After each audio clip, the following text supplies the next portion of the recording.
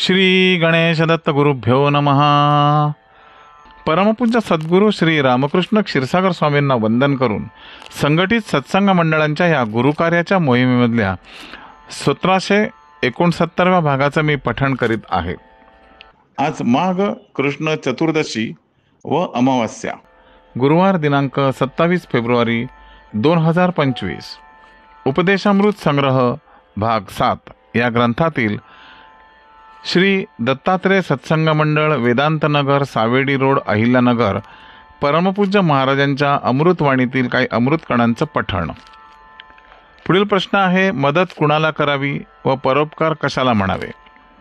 परमपूज्य सद्गुरूंनी आपल्या प्रासादिक वाणीतून खुलासा केला की परोपकार ज्ञानधर्म कशास म्हणावे हेच सामान्य माणसांना समजत नाही. जो दानधर्म करायला पाहिजे तो करीत नाहीत व स्वतःच्या मर्जीप्रमाणे दानधर्म करण्यासाठी कसेही वागतात. कोणी मुंग्यांना साखर घालतात. जर कुठे साखर किंवा गोड पदार्थ सांडला तर काही वेळाने मुंग्या ते वेचून घेऊन जातातच. त्यांना स्वतंत्र साखर टाकण्याची आवश्यकता नाही.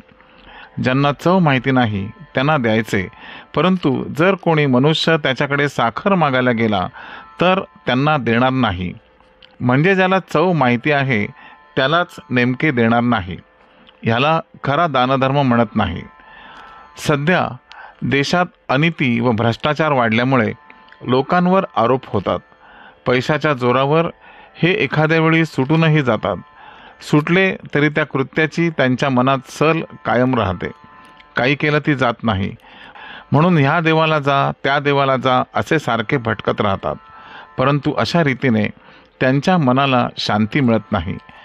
मध्यंतरी मी मुंबईला गेलो असताना एका ठिकाणी मुद्दाम कबुतरांना धान्य घालीत होते हे पाहिले. कबुतरांना खायला देण्यास काहीच हरकत नाही, परंतु जर ह्यांच्या दारात खरोखरच कोणी उपाशी आला तर हे त्यांना खायला देणार नाहीत. जर तुम्हाला कबुतरांना धान्य घालायचे असेल तर थोडे टाकले की थांबावे.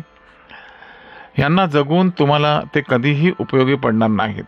लोक सांगतात त्याप्रमाणे सिनेमात दाखवल्याप्रमाणे कधीही तुमची पत्रे घेऊन ते जाणार नाहीत.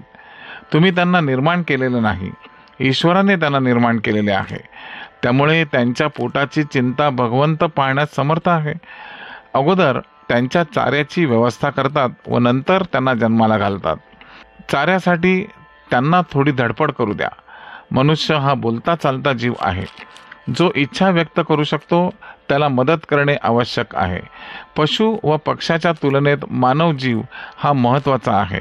ईश्वराची सर्वश्रेष्ठ कृती ही मानव उत्पत्तीच आहे. जर ह्या मानवाला मदत केली तर त्याला खरा आनंद होईल. काही लोक अन्नासाठी तडफड करतात, काही ताणलेले भुकेले असतात. त्यांना दानशूर मदत देत नाही व कबुतरांना धान्य खायला देतात. अशाने तो प्रसन्न होत नाही. आजकाल लोकांच्या वागण्यात फार फरक पडत चालला आहे. हे वागणे चांगले नाही. मागे माझ्याकडे एक मुसलमान मदत मागण्यासाठी आला. त्याने डोळ्यात पाणी आणून मला विनंती केली की त्यांचा मुलगा गंभीर आजारी आहे व मुंबईच्या मोठ्या हॉस्पिटलमध्ये ठेवले आहे. त्याने आर्थिक मदत मागितली व मी त्याला ताबडतोब दिली.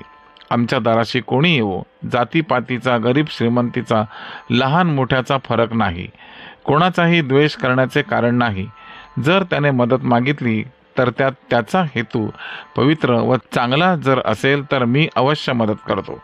कोणालाही सहसा विनमुख परत पाठवत नाही. मुसलमान, ख्रिश्चन, कोणत्याही जातीचा असो, मी मदत देतो. सर्वांना आधार देतो. तुझ्या मागे मी उभा आहे असा आशीर्वादही देतो. त्याला खरा परोपकार म्हणावे. पुढील प्रश्न आहे, संस्काराचे महत्त्व काय? परमपूज्य महाराजांनी आपल्या प्रासादिक वाणीतून खुलासा केला की जीवनात संस्काराचे फार महत्त्व आहे. लहानपणी बालवयात जे संस्कार होतात तेच पुढच्या आयुष्यात कायम राहतात. मनावर चांगले संस्कार व्हावे म्हणून धार्मिक वाचन, गुरूंच्या विचारांचे चिंतन व ईश्वराचे नामस्मरण करा. जमल्यास संतांचा सहवास घ्या. परंतु आजकाल खरे संत राहिले नाहीत व संस्कारही होत नाहीत.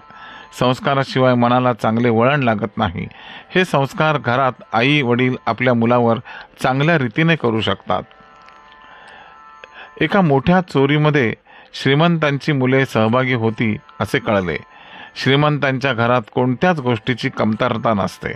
मग ही मुलं चोरी करायला का लागली ह्याचा विचार करताना असे लक्षात आले की घरात गरजा वाढल्या म्हणजे तेवढे पैसे कमवण्यासाठी सकाळपासून लोक कामधंद्यासाठी बाहेर पडतात.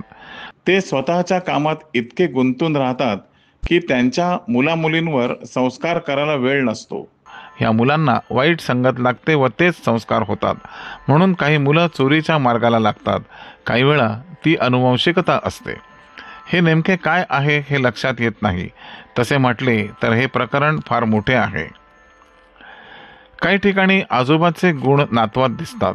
काही ठिकाणी वडील व आजोबा दोन्ही चांगले असतात परंतु नातू खराब निघतो. अशा वेळेला त्या पिढीमध्ये अजून मागे तपासावे लागते. म्हणजे पणजोबा कापर पणजोबा किंवा अजून मागे होऊन गेलेल्या व्यक्तीचे गुण नातवात आलेले असतात. सध्या काळ विचित्र आलेला आहे. काही ठिकाणी स्त्रिया चोरी करताना आढळल्या.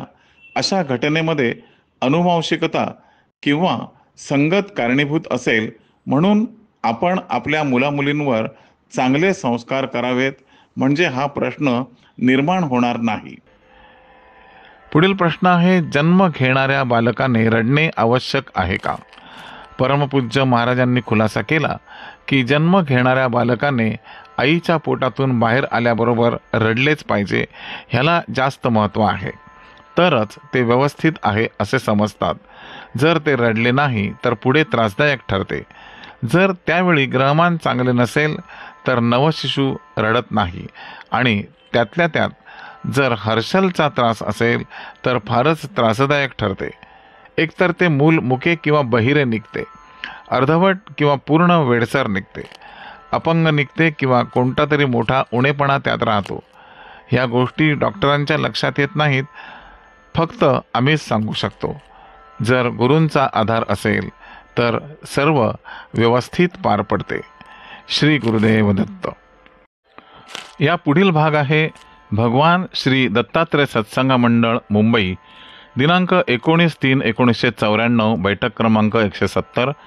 परमपूज्य महाराजांनी वेळोवेळी भक्तांशी केलेल्या हितगुजाचा भाग 24वा मी सुरू करीत आहे. परमपूज्य सद्गुरू आपल्या प्रासादिक वाणीतून भक्तांशी हितगुज करताना म्हणतात, भगवंतानेच या सृष्टीची रचना केली आहे. त्याने प्रथम ब्रह्मदेवाची उत्पत्ती कमळामधून केलेली आहे. कमळ हे सकाळ झाली की उमलते व सूर्यास्ताच्या वेळी मिटले जाते. तेच तत्व भगवंताने स्वतःकडे ठेवले आहे. ते कोणत्याही वेळी त्यांना जेव्हा वाटेल तेव्हा ते कमळ मिटवू शकतात व अखेरीस ब्रह्मदेवाने निर्माण केलेली सृष्टी संपवू शकतात. त्यांनी तो अधिकार स्वतःकडे ठेवला आहे. कोळ्याचे उदाहरण यापूर्वी मी तुम्हाला दिलेलेच आहे.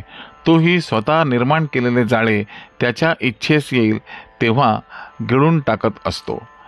भगवंताची पहिली निर्मिती म्हणजेच श्री ब्रह्मदेव. श्री ब्रह्मदेवाला 4 मुखे आहेत. त्याचप्रमाणे भगवंताने पुढे 4 युगे, 4 वेद, 4 वर्ण, 4 दिशा इत्यादींची निर्मिती केली आहे. यातील वेदांचे संरक्षण करण्याचे व वेदांचा प्रचार करण्याचे कार्य आपल्याकडे आले आहे. वेद हे अपौरुषेय आहेत. ते ईश्वराच्याच मुखाने प्रकट झालेले आहेत. म्हणून वेदांना ईश्वराचे मुख असे समजले जाते. जेव्हा भगवंताच्या मुखावाटे वेदांचे उच्चारण झाले तेव्हा त्या भूतलावरील सर्वांना ऐकू गेले नाहीत, तर केवळ ब्राह्मण समाजाच्याच ते कानावर पडले व जे त्यातील बुद्धिमान ब्राह्मण होते त्यांनी ते लक्षात ठेवले व त्याचे उच्चारण करणे पुढे चालू ठेवले. त्यामुळेच आपल्याकडे वेदोच्चाराचा अधिकार केवळ ब्राह्मणांनाच आहे. कालांतराने ते ऐकलेले वेद पुढील पिढ्यांनी पाठ करून हळूहळू लिहून काढले. हल्लीच्याही काळात ज्यांचे हे वेद तोंडपाठ आहेत त्यांचा समाजात मान राखला जातो. श्री गुरुदेव दत्त.